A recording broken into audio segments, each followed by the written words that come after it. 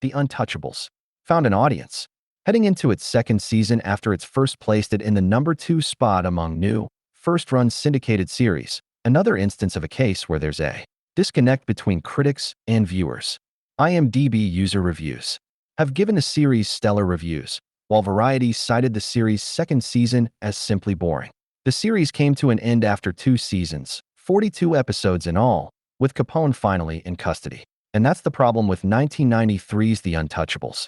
It clearly had a devoted fan base, but ultimately painted itself into a corner where they built the entire series around Ness' pursuit of Capone, effectively stuffing the movie's plot to make it last as long as it could.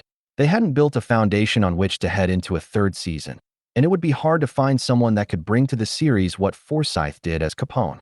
The 15 best crime shows of the 21st century, so far, ranked. That was a problem that the 1959 series never had. The series took off from that point, with Ness having successfully put Capone into jail. So, instead of trying to extend a storyline with a definitive end, The Untouchables focused on Ness and his squad against the criminal element looking to fill the power vacuum left behind by Capone.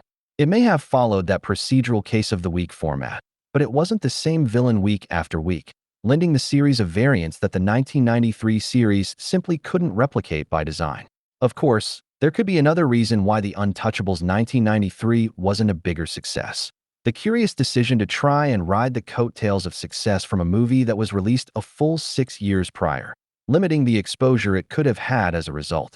And if the rationale was to distance itself from the film to deter comparisons, it was a spectacularly bad idea, given how the film and its powerhouse performances still linger in the public consciousness to this day. The Untouchables 1993 was nevertheless a noble attempt at capturing the film's success, but that success may have been untouchable from the beginning.